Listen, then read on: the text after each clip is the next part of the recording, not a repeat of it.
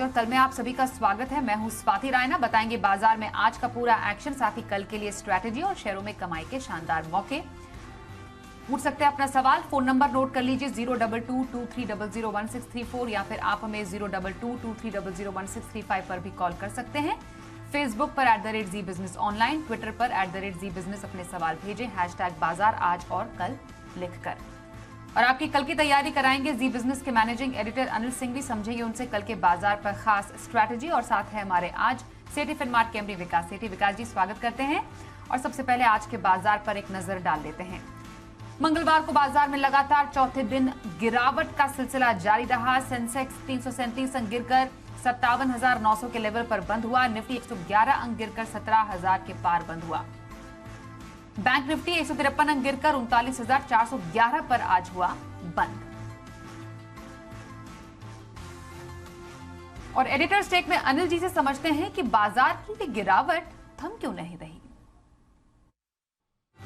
लगातार चौथे दिन भारतीय बाजारों में दिखा दबाव, और इस दबाव की दोनों ही वजह थी, कुछ अंतर्राष्ट्रीय और कुछ हमारी अपनी। हालांकि अमेरिकी बाजारों में कल उतार चढ़ाव के बीच मिला जुला कारोबार रहा। डाउ लाल निशान में तो नैस्डैक हरे निशान में बंद रहा, और दिन भर आज डाउ फ्यूचर्स हरे निशान में ही ट्रेड करते हुए दिखे। फिर भी भारतीय बाजार उबर नहीं पाए और अच्छे खासे नुकसान के साथ बंद हुए। तो आखिर ऐसा हुआ क्यों? दो बड़ी वजह थी अंतर्राष्ट्रीय बाजारों से। एक तो ये कि पूरे एशियाई बाजारों में आज सुबह से जबरदस्त कमजोरी का माहौल था। ज़्यादातर बाजार 1 से 2.5% कमजोर हुए, यानी कि अमेरिकी बाजारों की रिकवरी और डाउ फ्यूचर्स की मजबूती पर एशिया को बिल्कुल भरोसा रहा नहीं, और वही हाल भारतीय बाजारों का भी था। और दूसरा कारण ये था कि अमेरिकी बाजारों में जिस तरह का उतार चढ़ाव है, उसको देखकर ये अंदाज़ा लगाना मुश्किल है कि आने वाले 2-4 ट्रेडिंग सेशन और अमेरिका में किस तरह के होंगे। तो वो भरोसा अंतर्राष्ट्रीय बाजारों में एशिया का भी और हमारा बन नहीं पा रहा। अब आइए लोकल ट्रिगर्स में।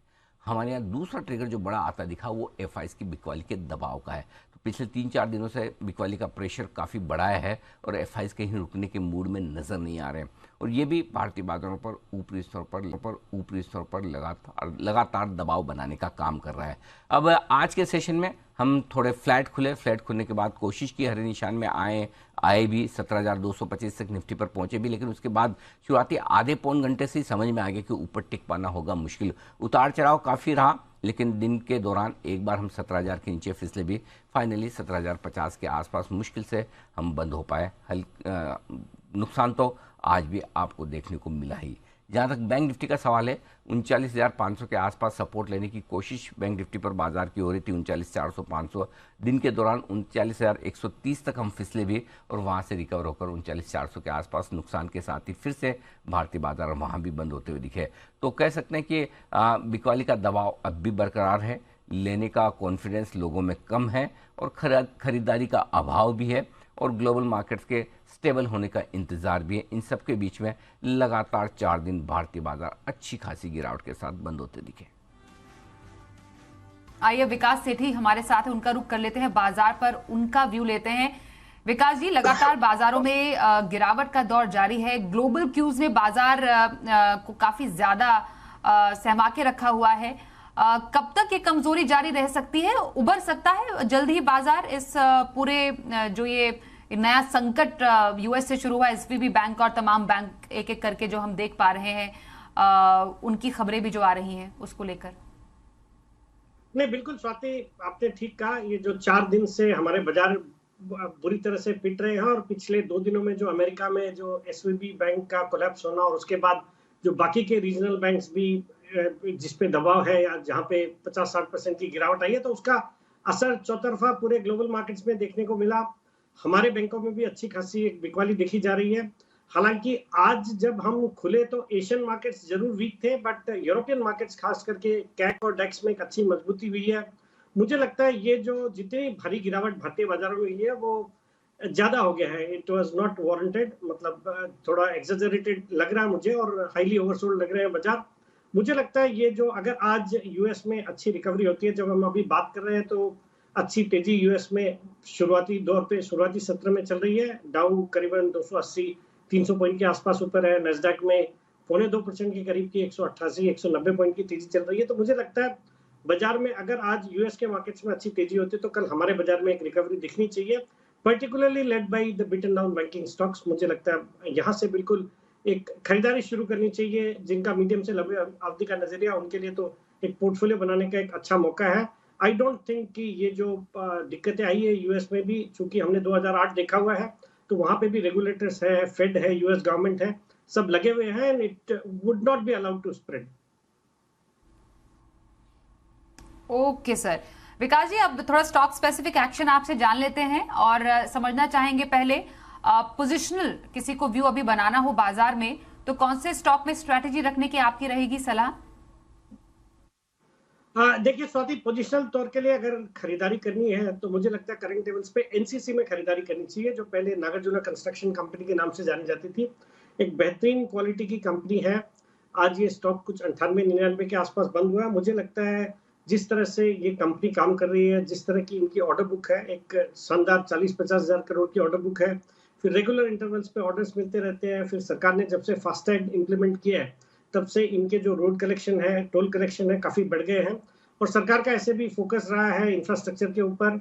मुझे लगता है एक अच्छी क्वालिटी की कंपनी, अच्छी बैलेंस शीट है, तो इस स्टॉक को करंट लेवल्स पे खरीदना चाहिए। मेरा इसमें पोजिशनल टारगेट है 115 रुपए का, स्टॉप लॉस रखना है 90 रुपए का। तो पोजिशनल व्यू एनसीसी में रखने की सलाह आ रही है विकास सेठी जी की तरफ से। और लंबी अवधि के लिए कौन सा स्टॉक पसंद आ रहा है आपको विकास जी? लंबी अवधि के लिए आज रिकमेंड करना चाहूंगा एक दिग्गज डिफेंस स्टॉक को, बीईएल, भारत इलेक्ट्रॉनिक्स लिमिटेड, जो कि आज 92-93 के आसपास बंद हुआ है। एक बहुत ही सॉलिड कंपनी है। डिफेंस सेक्टर ऐसे भी अच्छा लगता है और जिसका जो दुनिया भर में जो कोहराम मचा हुआ उसका कोई असर नहीं पड़ता, इन्फ्लेशन वगैरह का कोई फर्क नहीं पड़ता। और जिस तरह के जियोपॉलिटिकल टेंशन है दुनिया में, डिफेंस स्टॉक्स अच्छा करेंगे और ये कंपनी सॉलिड कंपनी है। सरकार का भी डिफेंस पे अच्छा खासा फोकस है, फिर मेक इन इंडिया पे फोकस है। हाल ही में बड़े सारे ऑर्डर्स दिए हैं डिफेंस सेक्टर को और फंडामेंटल्स बहुत अच्छे हैं, अच्छी डिविडेंड यील्ड है। मुझे लगता है इन लेवल्स पे वैल्यूएशन के लिहाज से भी स्टॉक सस्ता है, तो यहाँ पे खरीदारी करने की सलाह रहेगी। 9 से 12 महीने का इसमें मेरा टारगेट रहेगा 130 रुपए का। बीईएल लॉन्ग टर्म के लिए खरीदारी का व्यू रखने की सलाह विकास सेठी की तरफ से। आइए अब शुरू करते हैं दर्शकों से सवाल जवाब का सिलसिला। दिल्ली से तरुण हमारे साथ है। तरुण जी नमस्कार, बताइए कौन से स्टॉक पर सवाल है आपका? नमस्कार जी, मेरा महिंद्रा एंड महिंद्रा पे सवाल है। मैंने 1229 पे 600 शेयर लिए हुए हैं, 1 महीने का नजरिया है, तो क्या राय बनती है? महिंद्रा एंड महिंद्रा में बेहद ही शॉर्ट व्यू के साथ फिलहाल सवाल पूछते हुए हमारे दर्शक 40,000 का नुकसान झेल रहे हैं। इनफैक्ट शेयर में लगातार चौथे दिन हमने जबरदस्त गिरावट देखी और 8 महीने के निचले स्तर पर भी हम एमएनएम को देख पा रहे हैं। सर नजरिया तो बहुत छोटा है, क्या सलाह रहेगी आपके एमएनएम में इनके लिए? देखिए स्वाति, तरुण जी को सलाह रहेगी इस स्टॉक में बने रहने की। देखिए बिफोर ये जो मेल्टडाउन शुरू हुआ, 4-5 दिन की जो गिरावट आई है उसमें ये स्टॉक भी टूटा है, बट बिफोर दैट बहुत ही अच्छी स्ट्रेंथ से ये स्टॉक गुजर रहा था। ऑटो सेक्टर अच्छा कर रहा है, विद इन द स्पेस एक अच्छी क्वालिटी की कंपनी है, वैल्यूएशन के लिहाज से भी अपने पीएस से सस्ता है। मुझे लगता है इस स्टॉक में करंट लेवल्स पे बिल्कुल बने रहना चाहिए। हालांकि इनको थोड़ा अपना नजरिया 1 महीने से बढ़ा के अगर 3 महीने का नजरिया करेंगे तो मुझे लगता है इनके भाव भी आएंगे और अच्छा खासा मुनाफा भी हो सकता है। तो I would advise him to increase his time horizon and stay with the stock. Okay, तो अपना नजरिया जरा बड़ा रखें एमएनएम के लिए और बने रहने की सलाह आपके लिए आ रही है महिंद्रा एंड महिंद्रा में हमारे आज के एक्सपर्ट विकास जी की तरफ से। अगले कॉलर से बात कर गुजरात से श्रीजी पांचाल हमारे साथ है। नमस्कार, बताइए कौन से स्टॉक पर सवाल है आपका? मेरा गिल के ऊपर सवाल है। 88 का मेरा बाइंग है, 6 महीने से होल्डिंग किया हुआ है। अभी मतलब 331 शेयर है मेरे पास टोटल, मतलब 2 साल तक मैं होल्ड कर सकता हूँ। अभी क्या करना चाहिए, उसमें ऐड करना चाहिए या एग्जिट हो जाना चाहिए प्रॉफिट बुक करके? ओके, तो 2 साल का नजरिया गेल पे रख रहे हैं, इच्छुक हैं इसमें और ऐड करने के लिए भी इस स्टॉक में, आप राय देंगे इनको? फिलहाल मुनाफे में है। अरे देखिए स्वाति, श्री जी को मेरा सलाह रहेगा इस स्टॉक में बिल्कुल बने रहने का। One of the very few stocks है जिसके इस गिरावट में ज्यादा कोई गिरावट नहीं है और इन्होंने अच्छे लेवल्स पे लिया है, अच्छा इनको मुनाफा हो रहा है। बट एक अच्छी क्वालिटी का स्टॉक है, वैल्यूएशंस भी अभी भी अट्रैक्टिव है डिस्पाइट द फैक्ट कि थोड़ा पिछले कुछ दिनों में चला हुआ है। बट एक अच्छी डिविडेंड यील्ड है इस स्टॉक में। मुझे लगता है इस स्टॉक में बिल्कुल बने रहना चाहिए और अगर थोड़ा नीचे आवे 104-5 के लेवल पे ये स्टॉक मिले तो ऐड भी किया जा सकता है। ओके, बने रहे गेल में, यही सलाह आपके लिए आ रही है हमारे आज के एक्सपर्ट की तरफ से। आइए अगले सवाल की तरफ बढ़े। ओडिशा देवगढ़ से अक्षय हमारे साथ है। नमस्कार, बताइए कौन से स्टॉक पर सवाल है आपका? हाँ नमस्कार मैम। मैंने टाटा पावर के 500 शेयर लिए हैं 219 के भाव पर। इसको इसमें बने रहे या तो इसके बारे में थोड़ा सलाह चाहते हैं। टाटा पावर कब तक आप रहने की सोच रहे हैं? जब तक ये मुनाफे में नहीं आ जाता। नुकसान से मुनाफे का इंतजार विकास जी इन्हें है टाटा पावर में, उम्मीद लग रही है नियर टर्म में? देखिए स्वाति, अक्षय जी को भी इस स्टॉक में भी बने रहने की सलाह रहेगी। एक अच्छी क्वालिटी के स्टॉक में इन्होंने निवेश किया है और बहुत ज्यादा ऊंचे लेवल्स पे नहीं लिया है, हालांकि ठीक है थोड़ा ऊंचा लिया और उसके बाद बाजार में गिरावट के कारण इसमें भी इनको थोड़ा नुकसान हो रहा है। बट एक पावर सेक्टर पे बुलिश हूँ। फिर इस स्टॉक, इस कंपनी के पास रिन्यूएबल पावर का भी एक बहुत अच्छा खासा पोर्टफोलियो है और उस पर कई अच्छे बड़े इन्वेस्टर्स से इनकी बातचीत भी चल रही है स्टेक सेल की। मुझे लगता है ये स्टॉक यहाँ से अच्छा करेगा, थोड़ा समय देना होगा, but I am sure this stock is headed to 270 275 और levels in the next 9 to 12 months। Okay, Tata Power बने रहने की सलाह आपके लिए आ रही है हमारे एक्सपर्ट की तरफ से। मध्य प्रदेश से आलोक सिंह का सवाल लेते हैं। रिलायंस इंडस्ट्रीज इनके पास है, 36 शेयर है और उनकी खरीद है 2350 की। जानना चाह रहे रिलायंस इंडस्ट्रीज में क्या स्ट्रैटेजी रखी जा सकती है? फिलहाल इनकी खरीद के हिसाब से ये कुछ 2600 के नुकसान पर है। रिलायंस इंडस्ट्रीज क्या सलाह रहेगी सर विकास जी आपकी इनके लिए? देखिए आलोक जी, ये स्टॉक बहुत अच्छे लेवल्स पे ट्रेड कर रहा है और आपने जिस लेवल पे खरीदा वो भी एक अच्छा ही लेवल था। हालांकि बाजार में चूंकि गिरावट आ गई, ये स्टॉक भी गिर गया। बट अगर हम एक्सपेक्ट करते हैं कि बाजारों में वापस से रिकवरी आएगी या if we look at the markets from a 3 months perspective, I am sure एक अच्छी रैली बाजार में आनी चाहिए। तो मुझे लगता है ये स्टॉक लीड करेगा उस रैली को। वैल्यूएशंस के लिहाज से भी आकर्षक हो गया इन लेवल्स पे, तो I would maintain a hold at this level. Okay, तो रिलायंस इंडस्ट्रीज को होल्ड करने की सलाह आपके लिए विकास जी की तरफ से आ रही है। अगले कॉलर से बात करें। हमारे साथ औरंगाबाद से संजय है। संजय जी नमस्कार, बताइए कौन सा स्टॉक है आपके पास? मेरे पास लुपिन है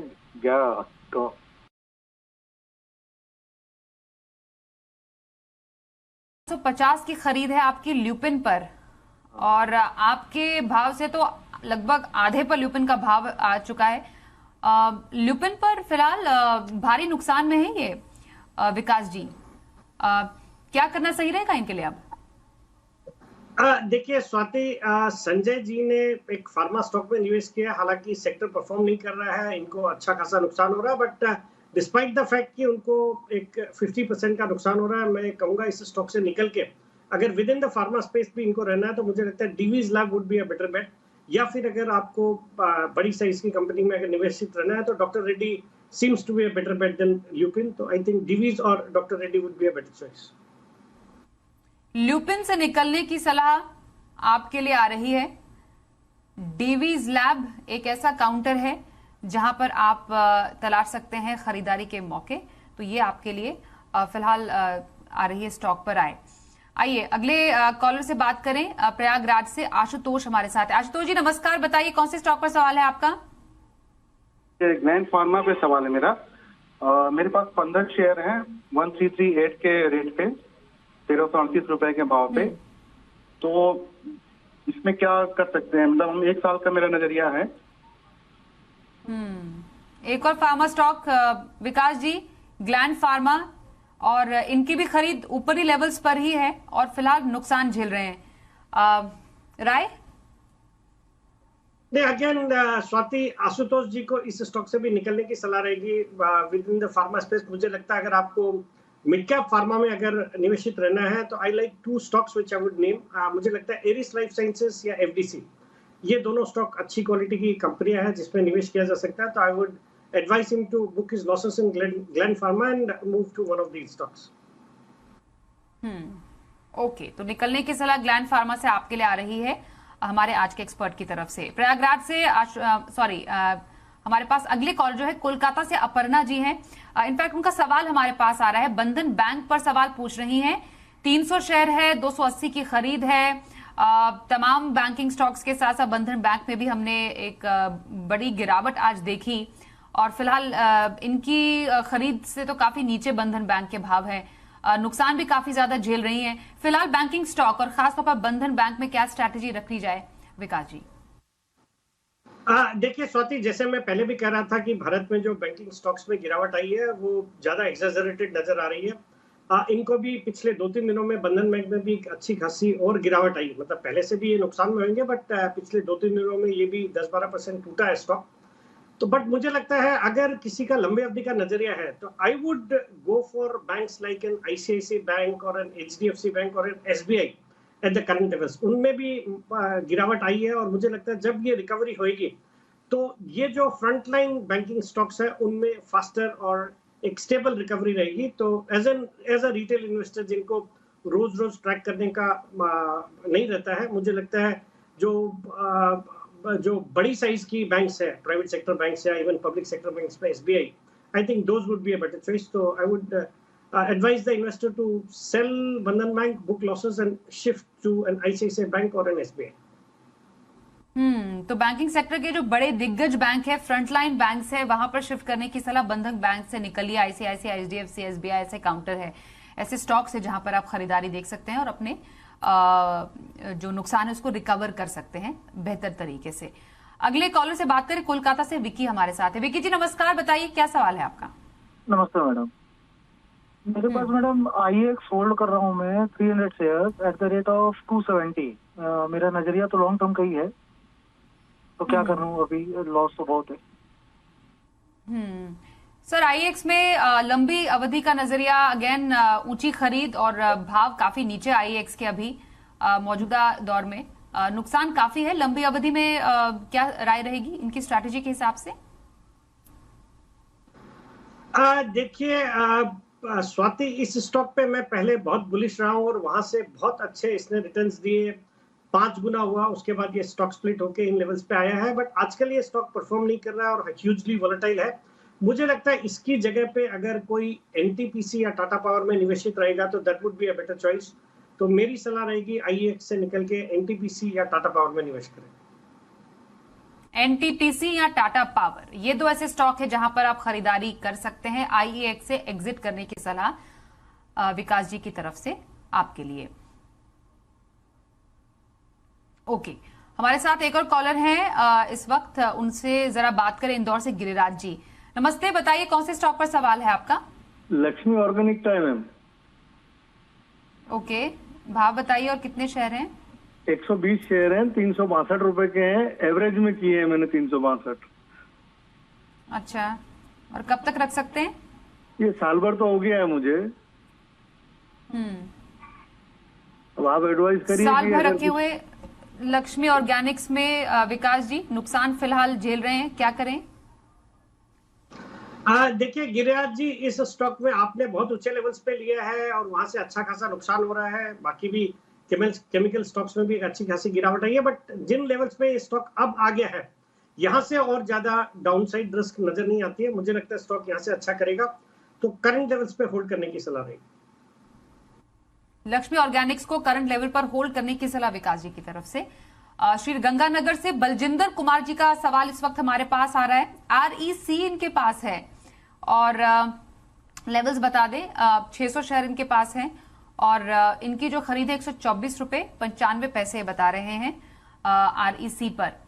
नजरिया तो हमें मालूम नहीं है इनका, लेकिन फिर भी आरईसी में स्टॉक के लिहाज से अभी फिलहाल मौजूदा दौर में क्या स्ट्रैटेजी रहने की सलाह रहेगी आपकी?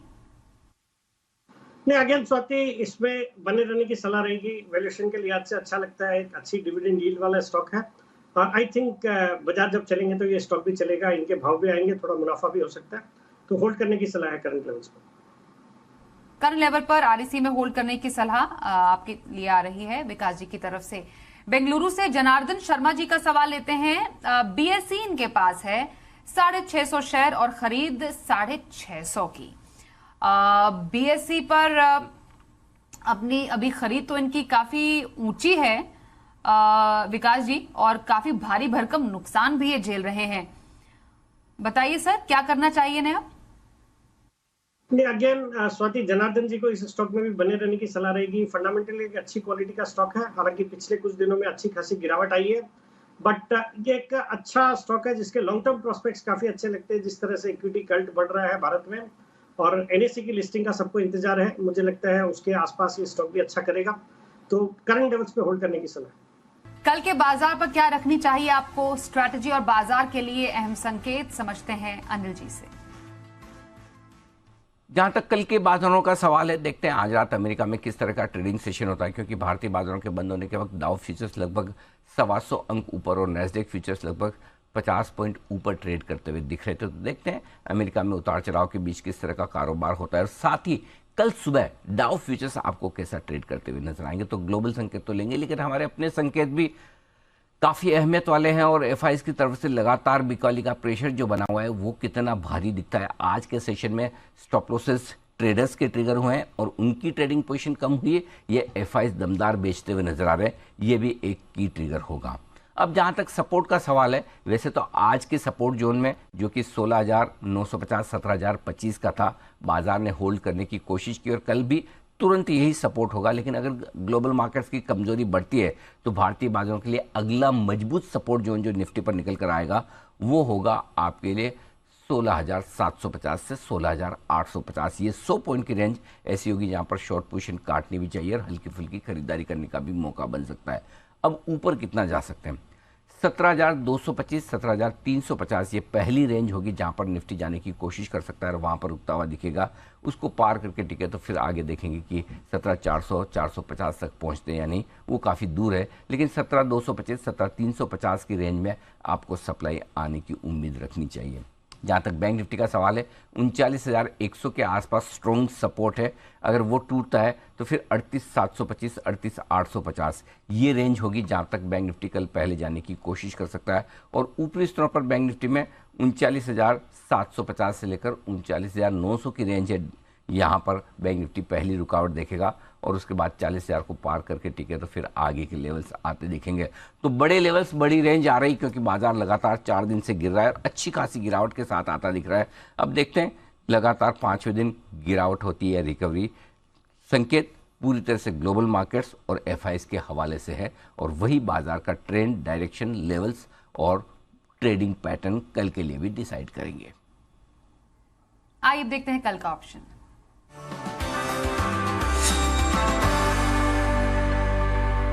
ऑप्शन स्ट्रैटेजी के लिए हमारे साथ है एक्सिस सिक्योरिटीज के राजेश पालविया। राजेश जी, स्वागत करते हैं। कल के बाजार में ऑप्शन के मौके आप देख रहे हैं कहीं पर?